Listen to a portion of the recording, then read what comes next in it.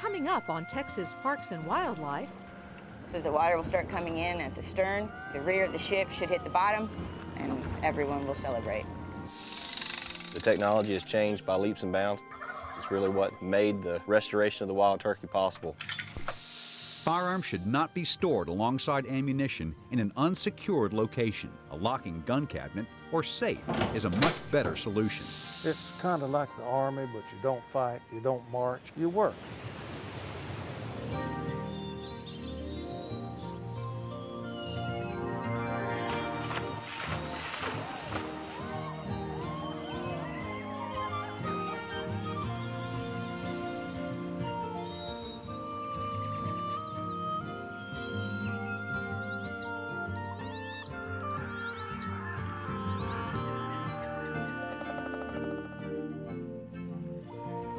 Texas Parks and Wildlife, a television series for all outdoors.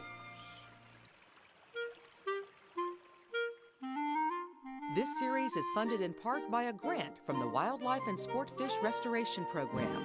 Through your purchase of hunting and fishing equipment and motorboat fuels, over $40 million in conservation efforts are funded in Texas each year.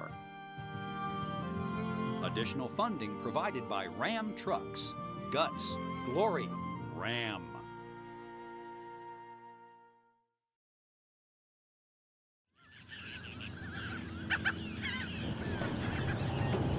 This will be the last one to come off, Matt. In 24 hours, this ship will sink in the Gulf of Mexico. We're in Port Aransas right now with the Kinta, which is a 155-foot ship that we're going to take offshore tomorrow morning and reef at our Corpus Christi nearshore reef site. The Kinta will be the newest reef in Texas Parks and Wildlife's artificial reef program.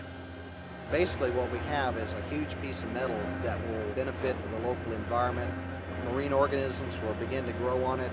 Fish will be attracted to it immediately.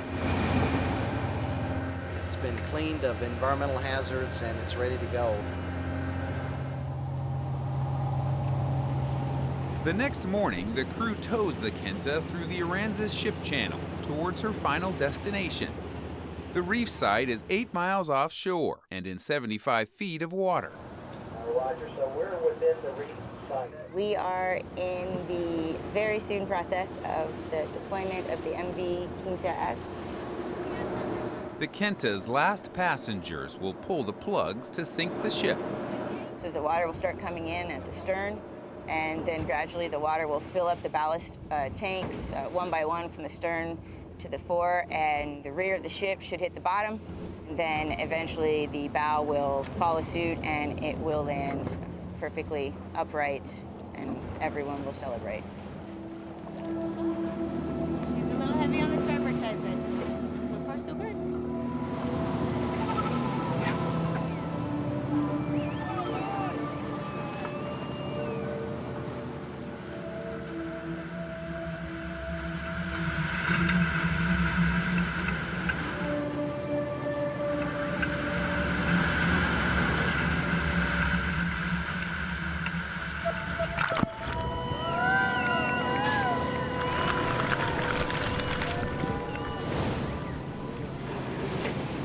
There goes the buoy.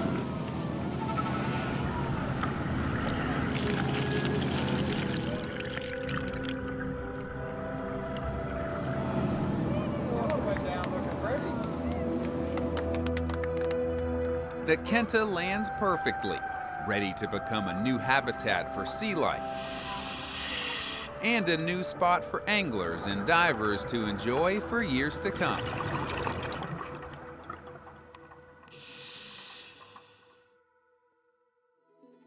For more information about the Texas Parks and Wildlife Department's Artificial Reef Program, visit our website.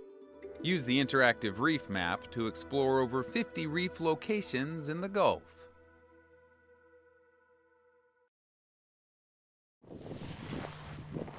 I am spreading what amounts to chicken scratch. Brett Collier is trying to tempt some turkey. We'll have birds out here probably tomorrow. He's setting out breakfast and setting up a trap, all to learn more about the birds. We bait up an area and we set up a trail camera. We set up a big net, stretch her out, and we wait and see if the birds are coming to the bait. Fortunately, Brett has some help. 1, 2, 3. There's a lot of different organizations that are all pitching in. Texas A&M, you have Parks and Wildlife, ranch personnel.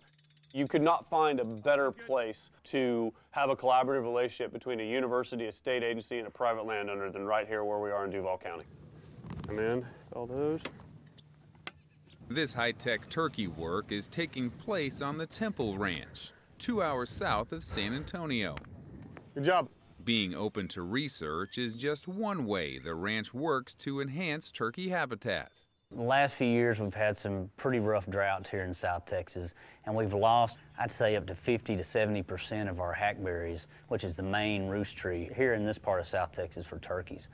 So what we're trying to do, we're putting up some artificial roosts in place of the hackberries that have died due to drought, and they're really getting some good use out of them.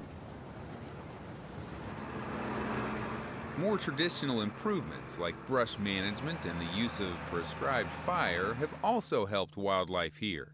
But fully understanding what Rio Grande turkey need requires being aware of their every move. For Brett and crew, that means some very early work days in this high-rise office of sorts. We get up about 4:45 in the morning, make sure that everything's working, and then we wait on the birds to come in. Wow. A good number of hens. 25 or 30 in sight right now. And there's a flock of about 15 males. Look at that. Our primary focus is to look at the habitat use of Rio Grande wild turkeys in South Texas. There's a lot that goes into it, but it only takes just a couple seconds to happen.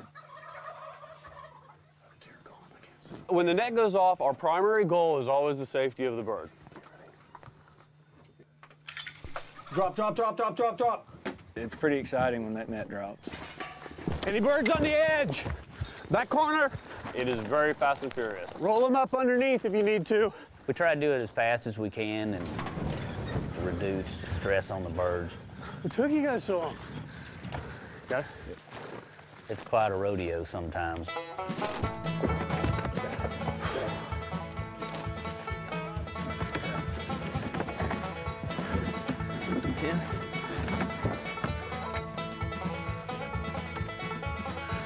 Good work, everyone. We're gonna leg band about 10 of them, maybe 12, and then transmit the rest.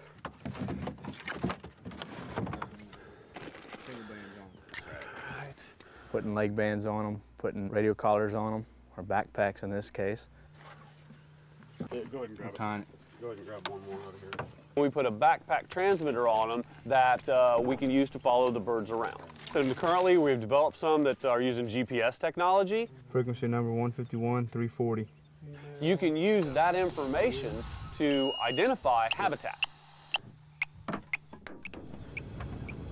Traditional tracking technology only allows locating an animal when a biologist is available to go look for it. The transmitter emits a beep. We can receive that beep. We can home in on an individual and figure out where they're at and triangulate and kind of determine what type of habitat types they're located in. Just down the road here. But this requires manpower and does risk disturbing the birds. He's on the move. We're pushing him. Newer GPS technology allows much more location data to be collected unobtrusively. It's not us going out once or twice a day saying, well, there's the bird at 10 o'clock in the morning, there's the bird at 4 o'clock in the afternoon. We can tell where they're going on their time frame. We can map daily movements, seasonal movements. We can identify the core areas the birds like to spend their time in. We can really do a lot of neat stuff. And to be honest, we're really probably just scratching the surface with some of the things we could do with this type of information. Now with this project, we're learning where they like to nest, where they like to roost, where they like to raise broods. It's really helping us out to where we need work on certain spots of the ranch. Let her loose. The research is ongoing, but the findings are already shedding new light on what turkey need to succeed. We're happy with how it's going. We're getting better at answering the question, what do these landowners need to do to really provide quality habitat? I think whenever we're done here in a couple of years, we'll have something really valuable for the people of South Texas and hopefully Texas in general.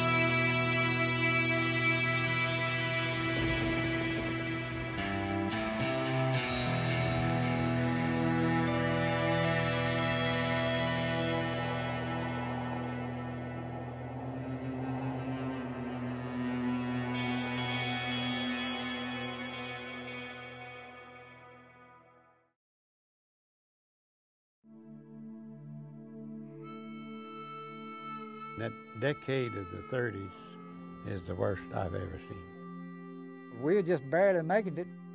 Oh, it was terrible, son. You're lucky to make $1. It'd take you a week to make $1 a lot of time. We'd had a nice farm. We lost it in 35, right in the heart of the Depression. We didn't have anything, and finally wound up with soup line. It was going from worse to worse. Thank God for President Roosevelt. My fellow Americans and honored members of the Civilian Conservation Corps. 2 months ago, we were faced with serious problems. The country was dying by inches. In creating this Civilian Conservation Corps, we have killed 2 birds with 1 stone. Sounded a whole lot like Roosevelt. I remember Roosevelt. He took over when things were pretty rough. It was inspired to bring back old memories. Launching the greatest peacetime movement this country has ever seen.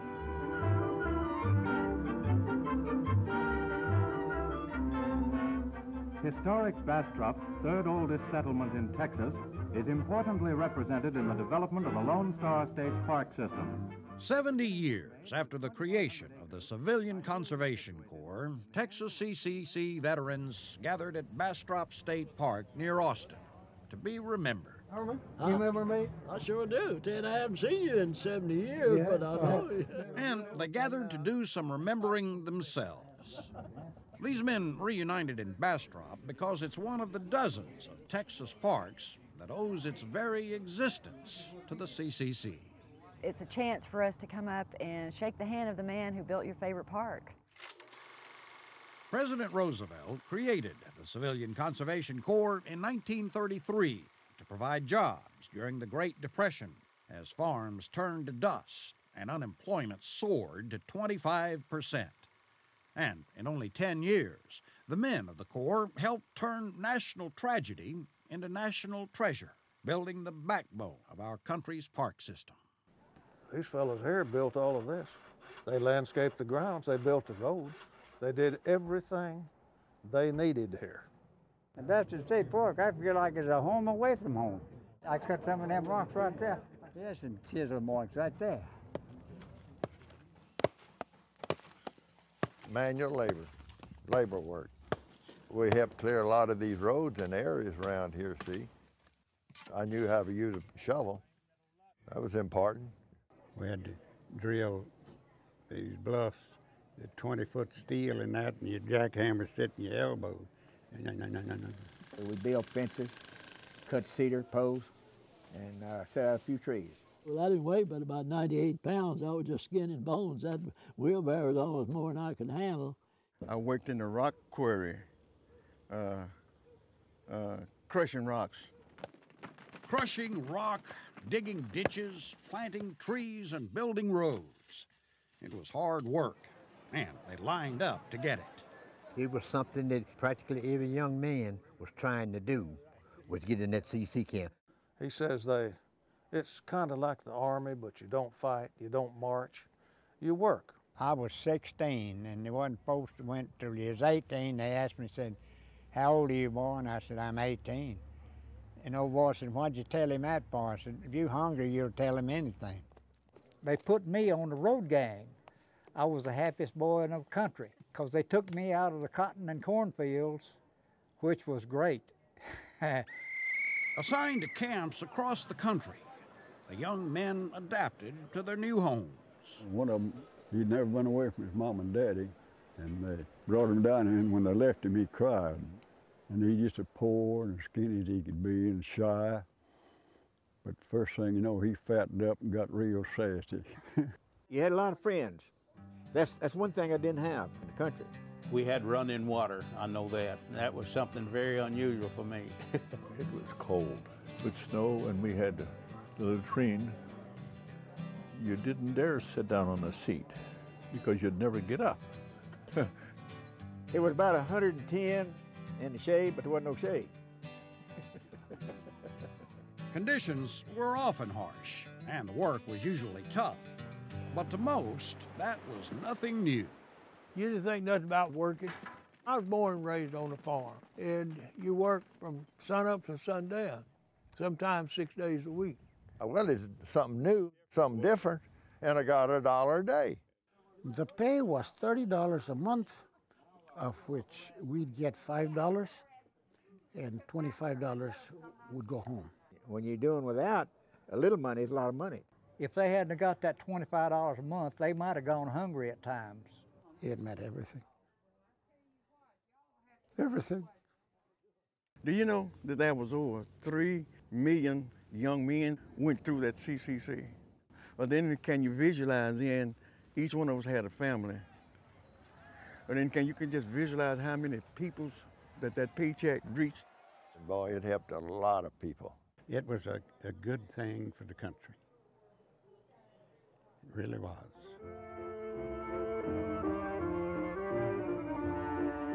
By creating jobs for young men and sending money home to their families, the Civilian Conservation Corps improved countless lives.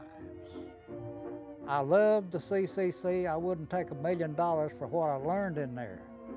This job was absolute survival to them and their families, and it's really not something most of us can comprehend. I went in as a boy, and I come out as a man. It was a stepping stone for me. There were a lot of people that actually learned a trade. A lot of the boys, they got their high school education right in the camps. I got my GED. They didn't make you take a specific course, but if you decided not to, there were always pots and pans to be washed. It kept my family eating, got me started in my education, sort of prepared me for Army life. Most CCC veterans are also war veterans, and most will tell you that the Corps prepared them for military service. When Pearl Harbor came, most of them went into the armed service. We was healthy. In fact, many feel the mobilization of millions of CCC enrollees helped prepare the whole country for World War II. That 3.5 million young men was the young men that really helped to win the war. When I got that letter that says, Uncle Sam pouring that, just said, we want you in the Army, I didn't hesitate because of what Uncle Sam had did for me and my family. While the main reason for the Civilian Conservation Corps may have been to create jobs, the most apparent benefits today are the lasting products of Corps workmanship. Those guys took pride in their work. You ever been to Fort Parker? You're going to cross the Navasota River. If you look over to your left, you're going to see a big dam about 100 or 150 feet wide. We built that dam. Fort Parker, Paladuro, Caddo Lake, Bastrop, Garner's got CCC stuff, Huntsville does. I mean, 31 of ours do, and the portions that were built by the CCC are still very obviously from that era and of quality work. I wish we could still build things like this today. We wasn't there for our benefit. Oh, we were, but then what we was there for to build state park people come to. Talk about footprints. Everywhere we go, we see things that were made by the CCC. And when they made something, it stayed there. Everything was built to last in those days. These buildings were built so well that they're still standing. I've even had a park manager tell me in Blanco that the dam built there 60-something years ago has never needed 1 hour of maintenance. They're wonderful projects.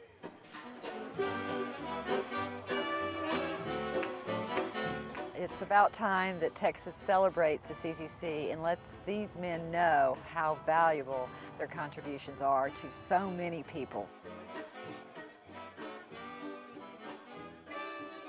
While the space on the dance floor reminds us that Conservation Corps reunions like this one in Bastrop won't be possible forever, the legacy of these men will always live on in the parks they built, the land they conserved, and the forests they planted. Please, everybody, look here. Is that everybody? How do you get 40 people over 80 to face the same direction? Here we go, everybody smile. It was one of the best things that happened to the country. This is a beautiful place. I'm just happy to be remembered. I'm ready for next year, man.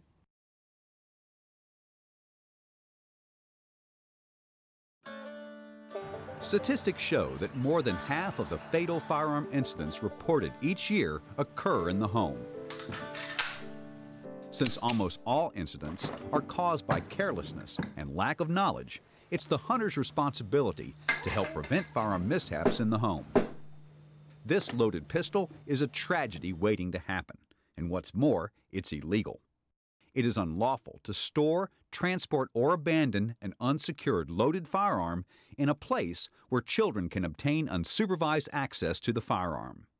Look at the way these firearms and ammunition are being stored. Is this safe? No. Firearms should not be stored alongside ammunition in an unsecured location. A locking gun cabinet or safe is a much better solution. On the right side, unloaded rifles and shotguns are stored. Many people store them with the barrels up. Over time, oils can drip down and clog your actions. It's much better to store with the barrels pointed down.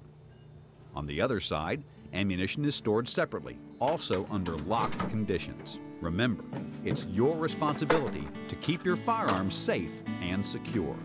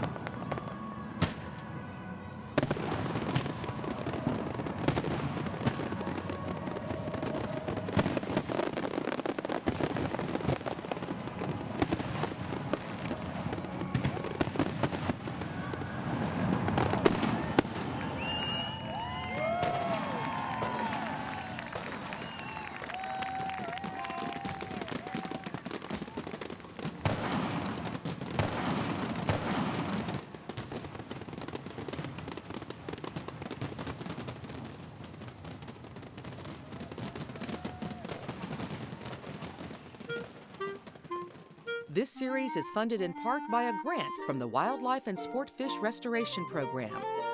Through your purchase of hunting and fishing equipment and motorboat fuels, over $40 million in conservation efforts are funded in Texas each year. Additional funding provided by Ram Trucks. Guts, glory, Ram.